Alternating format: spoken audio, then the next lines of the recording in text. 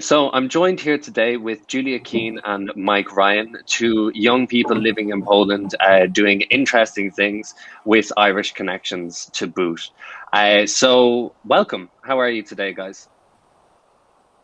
Very well. I think I look Irish enough for this interview. I think you're definitely taking into consideration your Irish side. So much Yeah, I feel much like I didn't do appreciated. enough.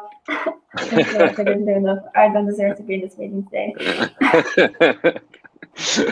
Fantastic. So I just thought it'd be great to hear a little bit if you wanted to introduce yourselves and maybe say what you've been up to and why we're speaking with you today. Mike, do you want to start?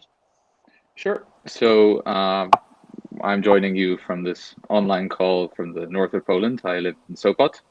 And today I'm going to talk about a bit about my charity undertaking, which I have been doing for the past year due to the coronavirus pandemic. It's about 3D printing face shields for hospitals and um, care centers for the elderly.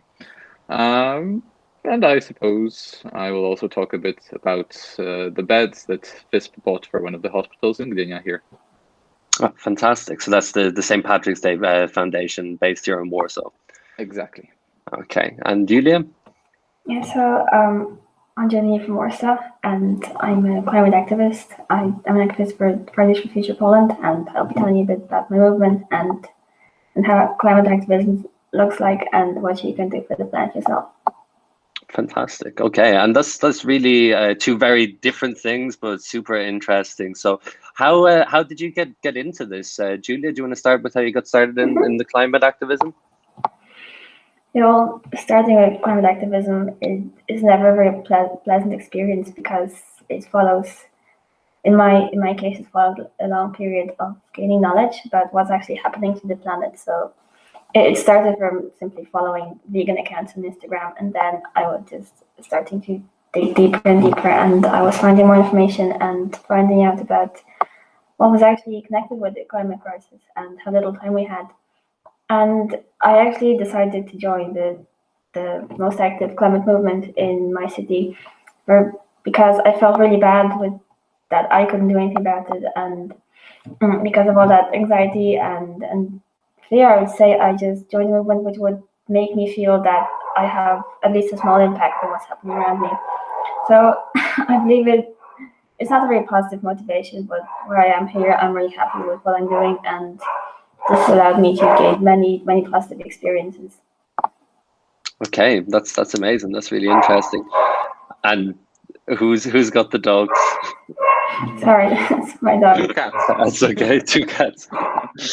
No problem. Oh my So, god. Mike, how?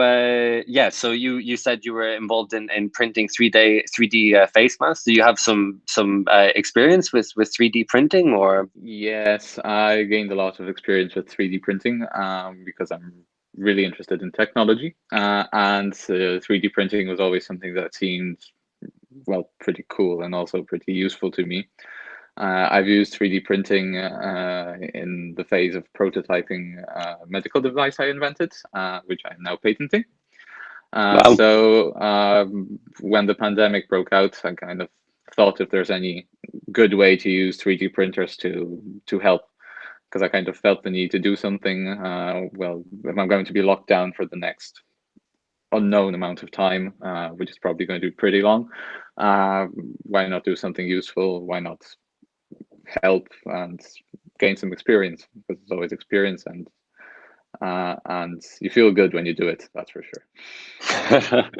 So yeah, similar to Julia then, in not the most of pleasant reasons to get started on something, but coming from a place of interest. Yeah, exactly. Fantastic. And so I'm interested to hear. So we talked about how you got into this, but I'm interested to hear kind of your journey as to where it's how so from the beginnings to where you are now, what you've achieved, what that experience has been for you. Julia, do you want to go into that with the climate activism? Absolutely.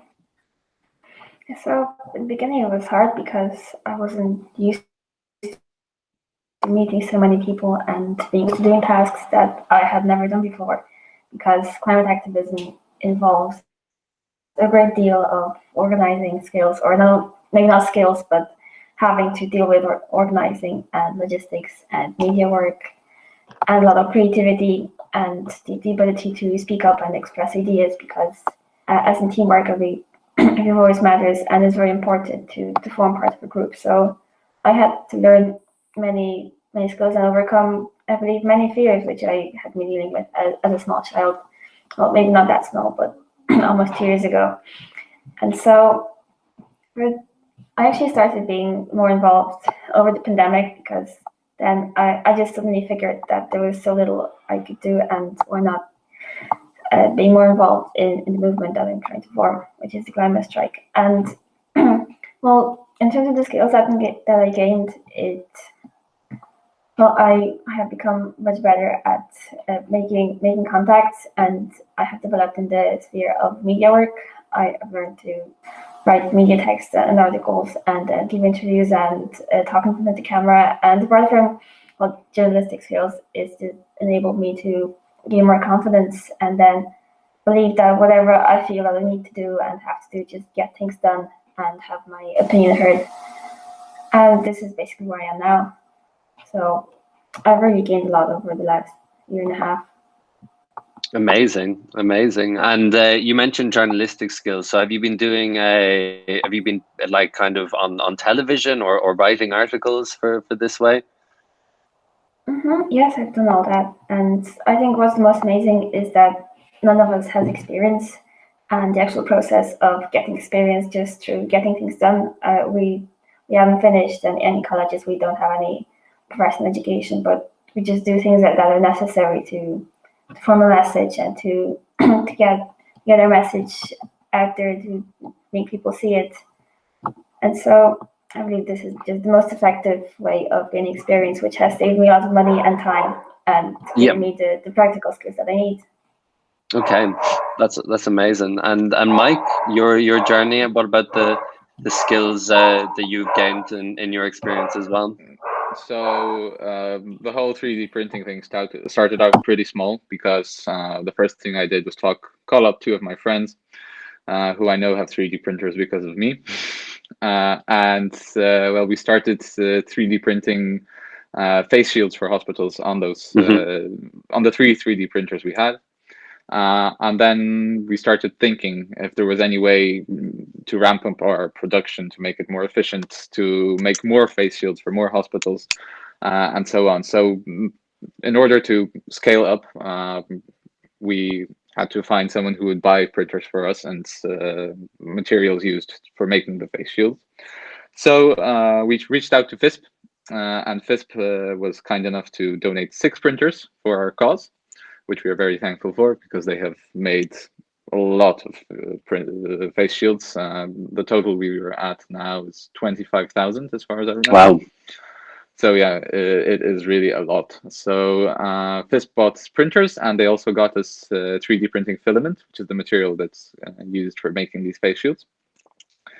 And I suppose I also learned, I really learned a lot from it.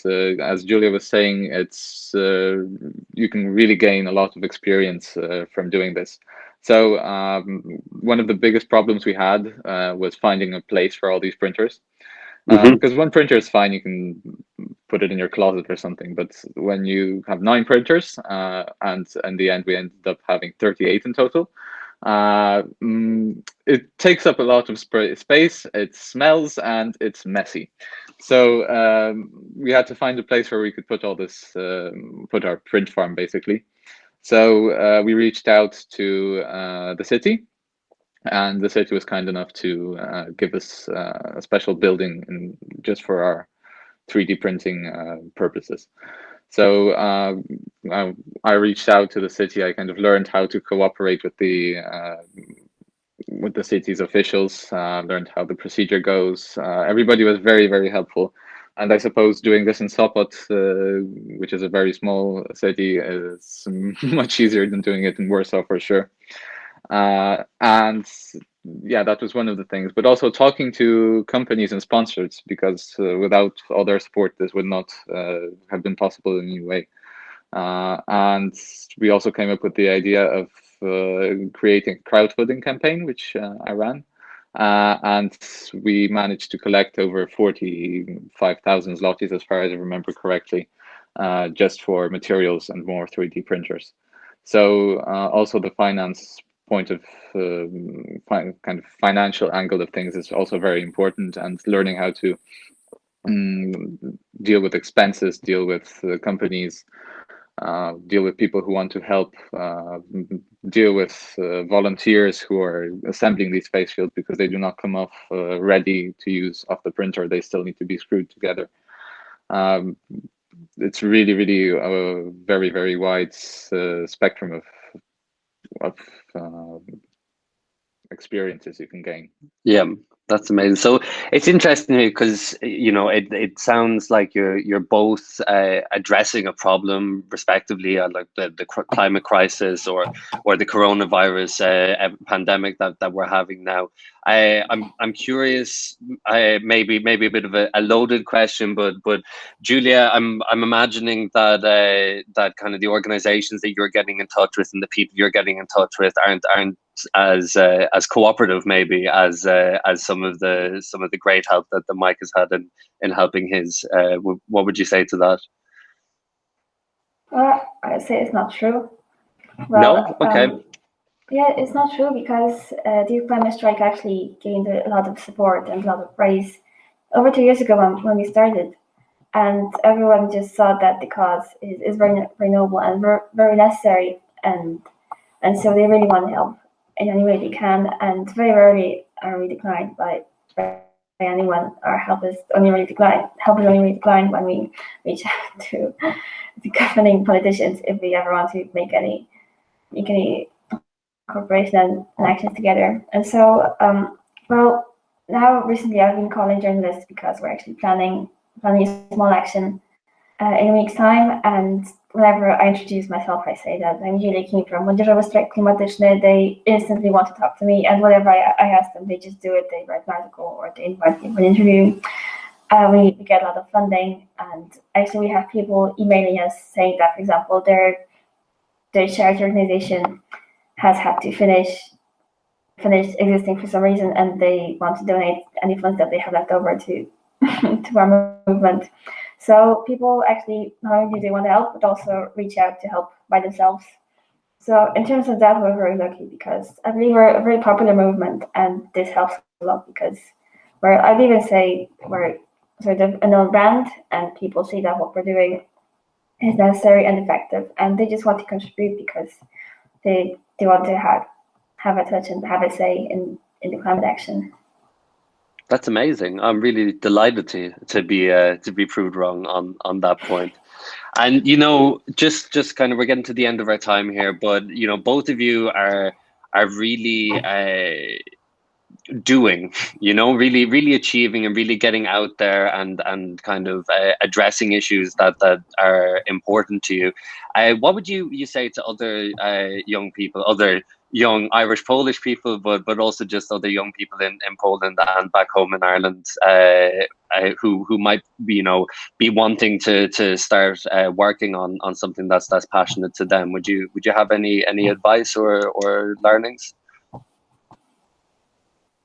Mike, maybe, do you have anything? Yeah, sure. Well, kind of my main piece of advice is to try, because if you never try, you'll never know. And when I was doing the face shield thing, I definitely did not expect it to grow to such a scale, where we helped over 150 hospitals and care center for the elderly all over the country, and it really turned into something big. It gave me loads of satisfaction. It really made me feel good about what I was doing. I got very, very many letters of which said thank you for the face shields that all the organizations we helped received, and it was really heartwarming and really motivating. So I suppose once you've got some small idea to start off with, you can start building on that, and it will grow, and it will give you pleasure. It will give you satisfaction. It will give you the experience which you cannot gain from any university or school or anything like that. It's hands-on, real-life experience, which I think is totally awesome, and it's totally worth it. So just try because that's the only way to know. And also, I wanted to add one thing. I forgot when I was thanking FISP, and this would be very, very bad, to thank Prosperita for providing over 30,000, I think, plastic films for the face shields we were making, also in this Irish-Polish cooperation context. So thank you very much. You're not forgotten. That is definitely very, very helpful. Fantastic, amazing. And Julia, I'd advise people maybe who want to get involved in the climate strike, as this is while the end is in sight for coronavirus. Thankfully, it doesn't look too clear where the end in sight is for climate action. So yeah, it's true. Yeah, the climate crisis is a thing that is going to affect us one way or another, and it's just our decision whether we decide to do something about it or not. And so I believe it gives a great sense of freedom to get involved in the movement and just start fighting against climate change and trying to force politicians to take action, because it gives a sense that I'm actually responsible for what's going to happen with my life, because we may be living in a world that is or is not coming to an end. And I just live with the feeling that maybe I cannot stop what's happening, but I'm definitely trying, and that I have a say in what's going to, in how politics is going to look like, because not only youth but also all climate movements shape the current political debate. And I advise anyone to join a movement and start being involved in the climate action, because it's the only thing that we can do to try and save our planet, which should be our joint cause.